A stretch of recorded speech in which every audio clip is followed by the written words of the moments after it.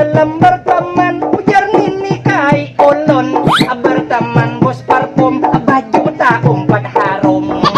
Teman bos bensin, hari-hari raja tahun. Berteman bos ponsel, bisa-bisa diberi iPhone. Berteman paman sayur, hari-hari tak makan kangkung. Teman bos kini bisa hanya tahun pada linglung. Berteman kawan nang sasat, tak umpat jadi Fir'aun. Berteman pamatihinan, tak umpat bisa bepantun.